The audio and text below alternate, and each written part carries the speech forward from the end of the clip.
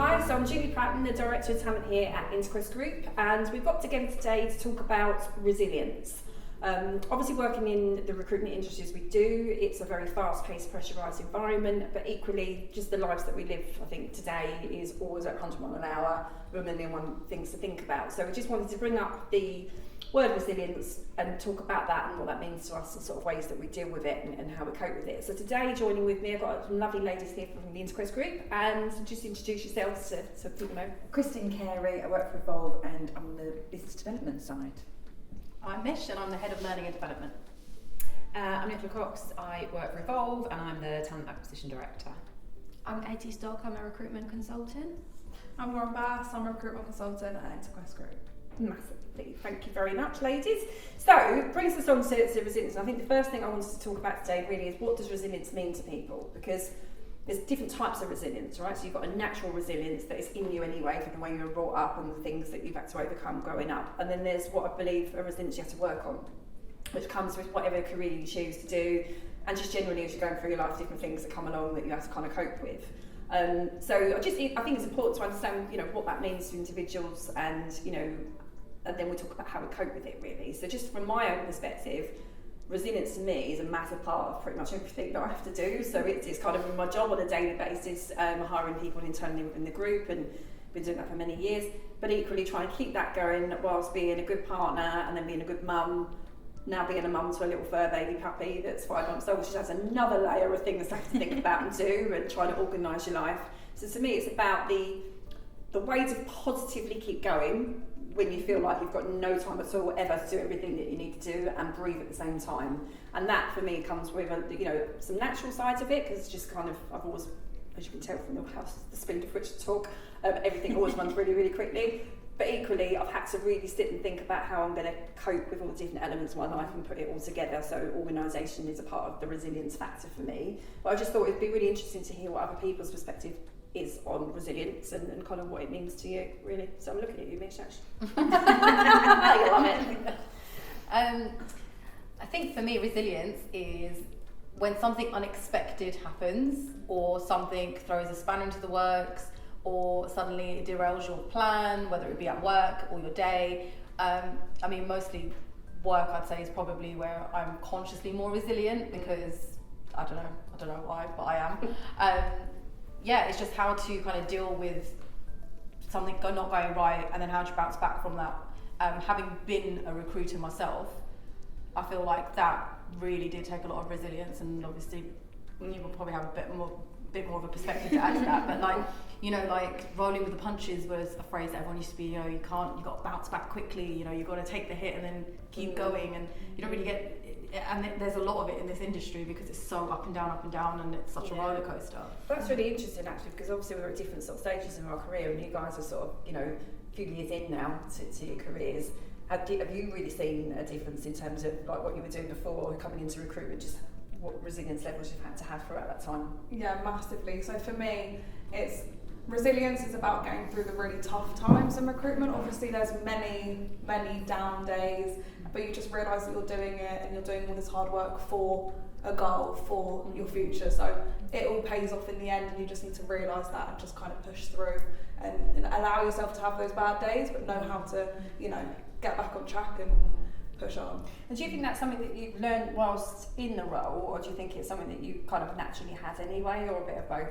I think we definitely learned it, because when I started, I remember, it's like you said, it's things that are unexpected that come up, and I would be like, oh no, this is something really bad's happened. But I think because of that, the fast-paced nature of the role, you get so used to the ups and downs in quite a short space of time. So I do think you just get used to that. Yeah.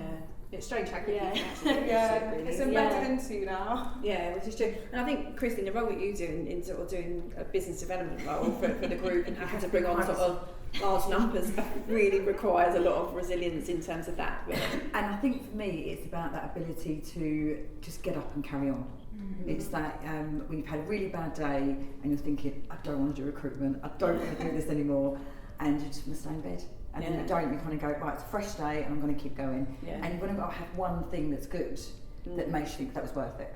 So that to me is my kind of, I know that's out there, I've just got to find it. Yeah. But I think it's about perspective, isn't it? It's like, you know in recruitment there's going to be ups and downs, and you know sometimes the highs wouldn't be so high if you didn't have the lows, otherwise it would just be very beige. So you know you just know that for every down there's a high, and you've just got to keep going. But I think, Jules, you know, your point about being in two parts, I think, you know, some of it is naturally in us, in like, you know, that tenacity, that resilience to keep going, and other parts are learnt. And you know, I think sometimes at work especially, it's about taking the emotion out of the situation and just being like, do you know what, this has happened, we move on, do you know what I mean? And you move on to the next thing, and better things will happen. But it's just about having that perspective and that unemotional look at it, to be able to kind of process it and move on and have that perspective of like, it will get better. That's it, but I also think it's important to know that it's okay to sometimes not feel resilient. Yeah. So when you do have days where you're just like, do you know what, today, with all the will in the world, and I know that you need to take the emotion out of it and everything else, but I'm done. You know, it's just like a day with, but then I think you deserve to have those days, and you deserve to have those times where you just say to yourself, you're human, right? You just need to go today, it's going to be one of those days, and everybody can try and pick me up. I'm not having it today. I just need to feel sorry for myself today, and then tomorrow I won't feel sorry for myself. But know that you can't consistently be a resilient robot, right? You just have to be able to sort of roll with it. And I think it leads us on a little bit to the next thing I'm going to say, and that it goes back to what you just said, Lauren, about your purpose, right? Your why. Yeah. And I think if you've got a clear vision of what your why is, then when you are having a day that I just mentioned, where you just still, no, today's not happening, I'm done. Yeah. It doesn't matter, because the next day you pick it up and you understand why you're doing it. So I just want to kind of go through the group and just understand what is that why for everyone, and what keeps you going, and you know, just in general. I mean, you know, obviously you mentioned, I'm going to pick it actually because you're the one that mentioned it on really well, but you know, you mentioned that, you know, it's when you're going through those times, understanding bigger picture, what I'm trying to aim for. So what's the why for you? What keeps you going? For me, it's knowing that I want stability in my life. And I know that with this job, with recruitment, it's so fast paced, it's crazy sometimes, but like I said, the highs are really, really high. And yeah, the lows can be low, but you know that you have a goal, like a house, or, you know, family, stability, holidays. So all of the lows, they're worth it, because your future and your goals, they will be met if you carry on. I like that. Yeah, I like that a lot. And so it's similar to yourself. Yeah, really similar as well. But also like looking back on times that, you know, were tough, and then knowing that you did get through that as well. I think that helps push you forward as well, because you know, like, you've got through like all of those bad times, then you can just do that again. So, I think that's the learned resilience, isn't it? If you've been through something once and you got knocked from it, you learn from it and you remember it, and you remember that you were still able to dust yourself off and carry on again, and it's sort of taking yourself back to those times again and going, well, I've done it once, I can do it again now. That's the key thing. What's your why, Nick? I think there's a shared sense of purpose. Like, you know, I sort of manage teams, and you know, I get a huge amount of sort of perspective and enjoyment out of watching those people go on that journey. So, you know, when you've got like a goal, you know, the bumps in the road don't matter so much as long as you're going in the right direction, vaguely there or thereabouts. So, you know, it's kind of like seeing other people's enjoyment, sharing in other people's wins, having that shared sense of purpose to where you want to go to. And then the downs aren't so bad. No, it's true. It's true. I think it's changed a lot. Like, as I'm thinking about, like, when I first joined recruitment, it was just about, I want to make loads of money, because I want to spend money, as much as my mum was like, save your money. And like, back then I was like, no, save my money. Like, obviously now I'm like, I should have listened to my mum. But no, you know, like, and then I think as I've like grown and like things in my life have changed, my purpose, my personal life has changed a lot. But at work, it's, you know, I think like my career aspirations, I love my job. So I get a lot of fulfillment from my job. And I think when things aren't going right, it's kind of hard to kind of love what you do, and then, you know, kind of then falling back in love, and then just remembering, you know, to get back up and get on with it. So I think for me, the goals are so important. And I, you know, to have small ones, and, you know, in my personal life I have bigger ones which feed into my career aspirations. But it's really hard. Sometimes you can just say, oh, you know, like you said, you know, I want to buy a house. And it's so far off, and then it's like, you know, the small things that you've got to do on a day-to-day basis, like actually breaking it down, because that's what helps stay on track for goals. And I think if you don't have those goals, you're just turning up and just like wandering around in the dark, really. It's that no sense of purpose. Yeah, then when you don't have a sense, if you're not intrinsically connected to something, you just can't really. I think it's going to be very hard to be resilient because you've got no reason, No drive behind it. Absolutely. Yeah. I think it's funny because you saying it's changed. When I first went into recruitment, it was all about the money. I'm not gonna lie, it was about the money. And I did want to buy my first property, and I remember getting a Lego brick and thinking, every time I make money, I'm getting another brick for the house. And that was my focus.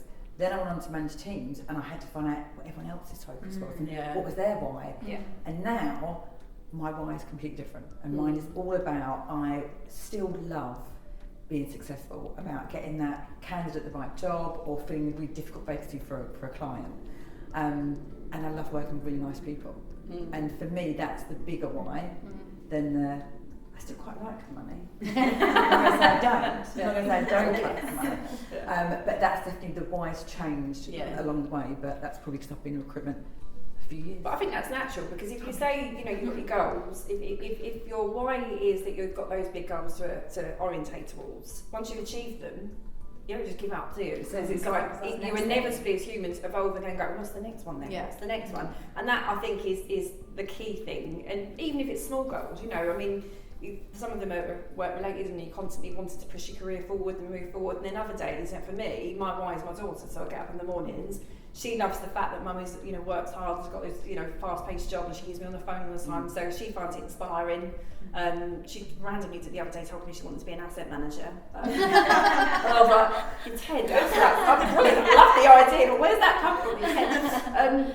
But it's if that, what I'm doing is inspiring her, then that's my why every single day. And equally, when she gets, things like taking on nice holidays and being able to get the new things that she wants to have because she's working so hard to be able to have the money to do that, that's what keeps me going. And seeing that you're giving her the best life and start that she can. Yeah. And I think if you've got a goal like that as well, that's never going, because she's going to be around, forever and ever, and she's also going to want different things. Yeah. So, for me, it's about having South London accent came out there.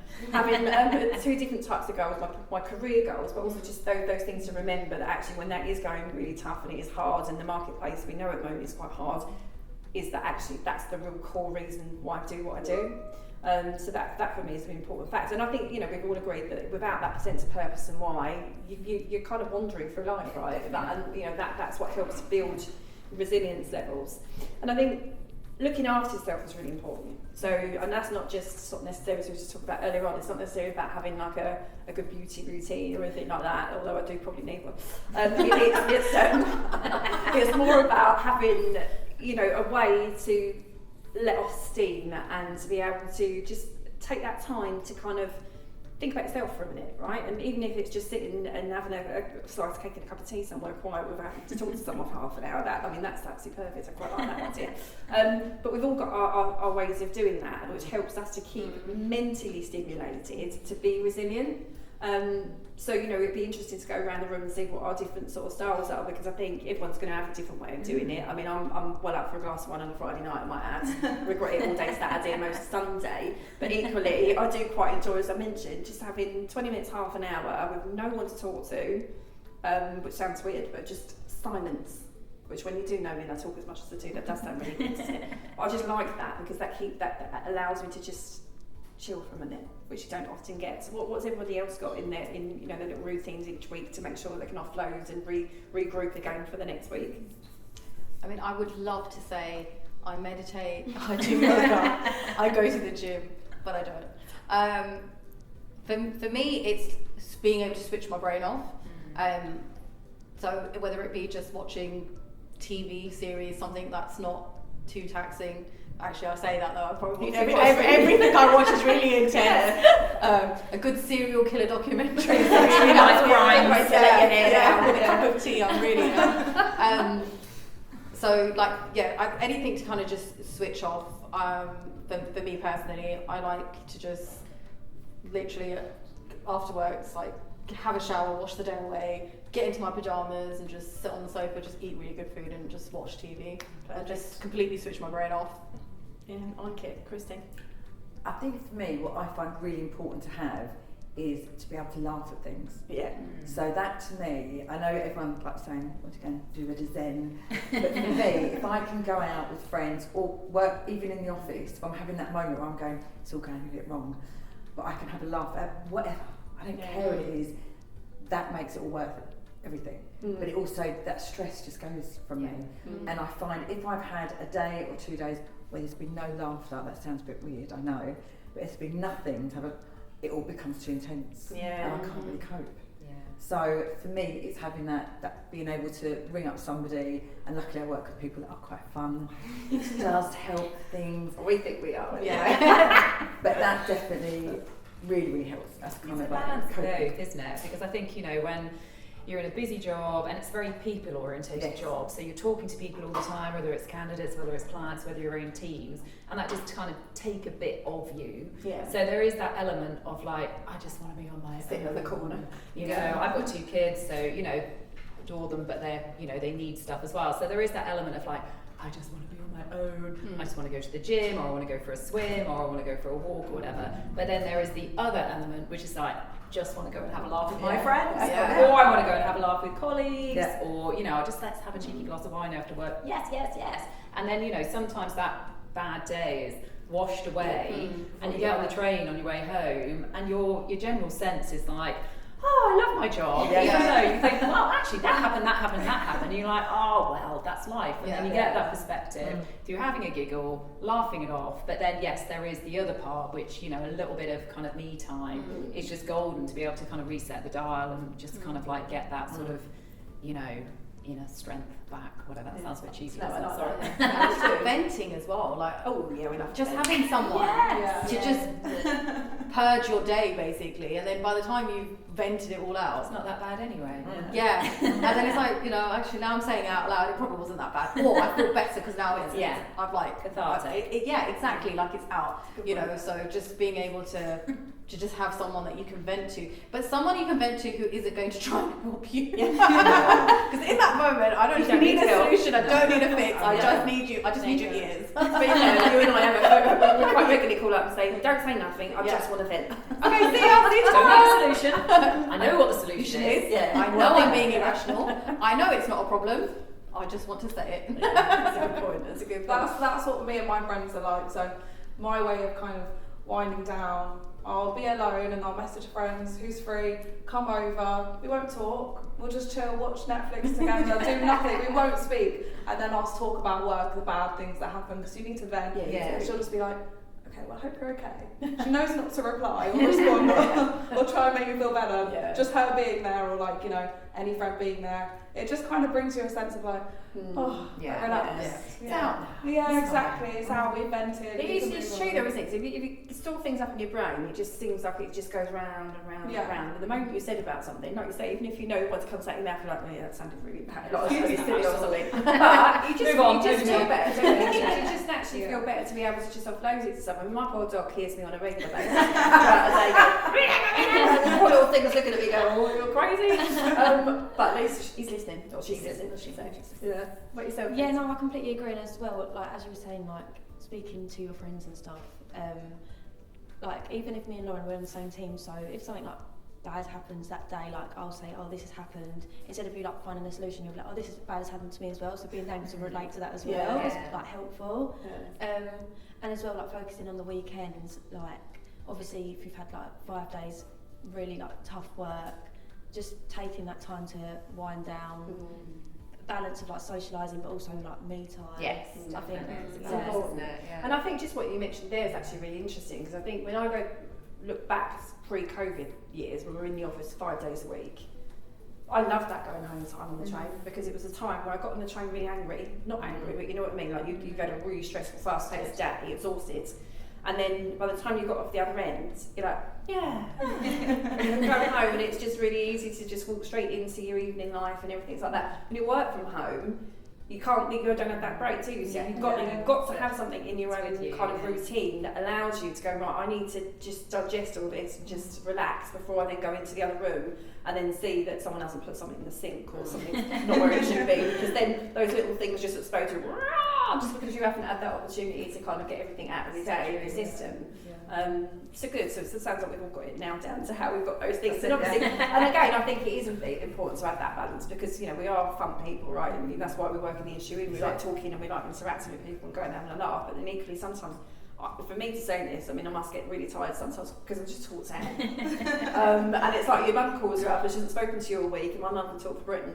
And you're like, I just got nothing to give you right now. I've got to look. She's like, shall I call you tomorrow? I'm like, you know, yeah. But that does bring me on actually to the last thing I want to talk about today, which is about a support network. Because I think when you are that busy and you've got 1,001 things going on, you know, it's important to have the right people around you to do just what you mentioned, to vent or to offload some work to sometimes, or some stuff in your personal life, and you know, just people that get you, right? I mean, I'm a list person, and I think you and I share this thing. I write lists just so that I can tick things off. Even if I've done half the things on the list, it makes me feel good to write it out and straight away tick it off, which I know sounds a little bit crazy, but it just allows me to feel like I'm doing something, right? And I feel like I'm rewarding myself for getting there. And it's good to have people, you know, around. You know, I'm lucky enough to have some good friends that are in the industry and stuff, and people that I work with, so you can just offload the people that just totally get it because they're also feeling it.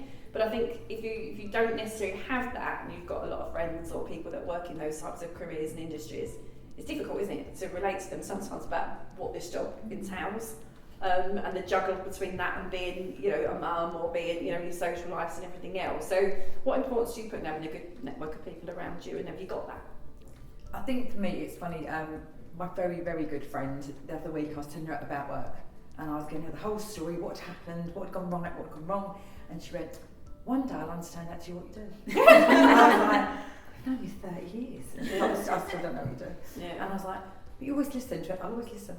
And that's quite nice, having someone who doesn't get it. Yeah. And I think for me, she's probably one of my go-to people, because she'll just, as you said, just listen. Yeah. And then I've got people that I've known obviously within my business now, and people that I've known throughout recruitment that really get it. Yeah. And they're the people that I can ring up and go, it's been one of them days. Yeah. And I think you have to have a balance between both, because sometimes it's quite nice for people not to understand, because they will then try and give you that solution and say, why didn't you try this? Yeah. And I'm like, because I didn't. I should have.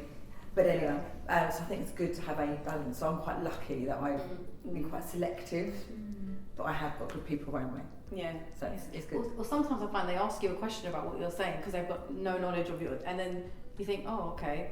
Yeah, now that you've said that, like, you know, like innocently, they're not trying to minimise what you're feeling. They'll just innocently ask you a question, and then suddenly, like, yeah, actually, it's not that deep. Yeah, okay. So, how's your day? I think good friends that you can vent to, people that get you, are really important and understand what you need in the moment. And I think that is about communication. I also think that self-awareness is quite a big one. Like, you know, knowing when you're feeling stressed and trying to kind of see the signs before you self-care. Yeah, like you get there. Like what do you need? You know, you said about lists, and we laugh, but for me that's very grounding. You know, like to have a to-do list and then a done list, and because it's a sense of achievement, and I can feel like you know. But I mean, that works for me. I have to just zoom out completely and then just write it all down, and then I'm like, right, okay, now I'm back in, my head's back in the game, and I can see it.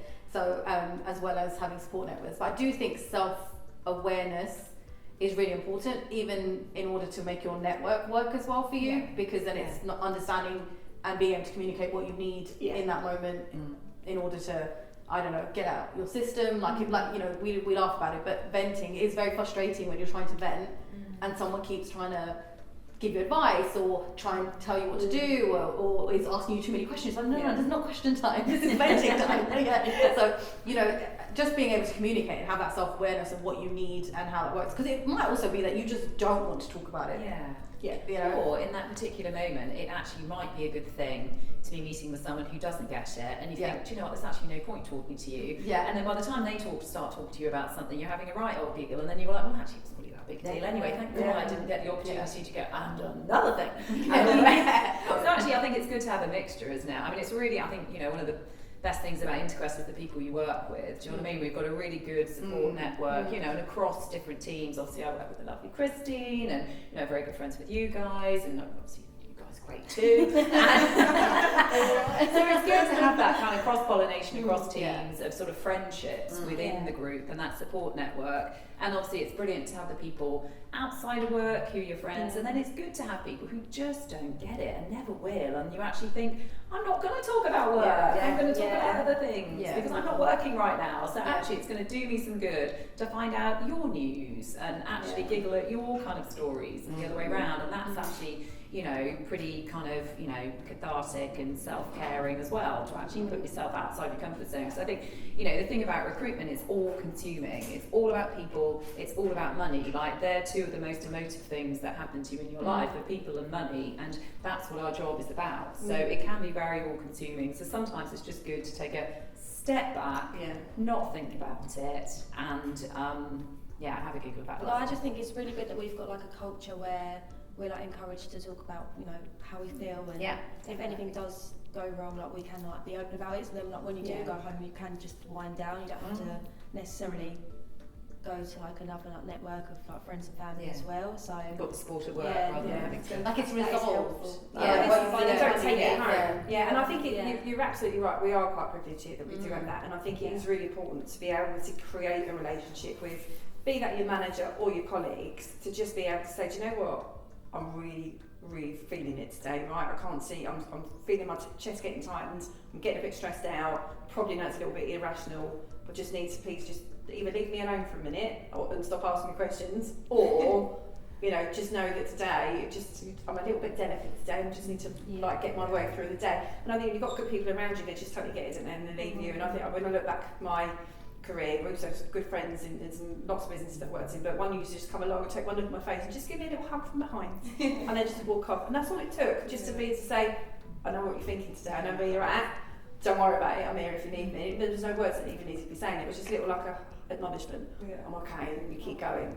But it is, I think it's really important, just to kind of wrap up the conversation, it's just, resilience isn't something that we all naturally have, and I think it's important to know that, you know, we can't be resilient all the time, but we can just keep working at it. And if you are sat there and having times where you're really struggling, talk to people around you, you know, like you say, don't necessarily need to get their feedback, just vent to them, and just understand that you are human, and there will be times when it does become a little bit all-consuming, and actually just breathe. That's okay. Breathe, and it's okay to feel like that. Don't feel that you're kind of failing at anything just because sometimes you just feel like it's all getting on top of you. Find your own ways of doing it, know your triggers. You know, you and I are similar to just get it out of your head, put it on paper. Once it's out there, it's not going around because you're looking at it visually, and just find your own way of doing it, and you'll sort of find your way. But you know, the fact that we can help each other through and keep going is a good thing. Really good. So look, thank you so much for your time. I really appreciate that. It's a good insight into kind of how we will keep ourselves going. And thanks ever so much. Thank you. Thank you.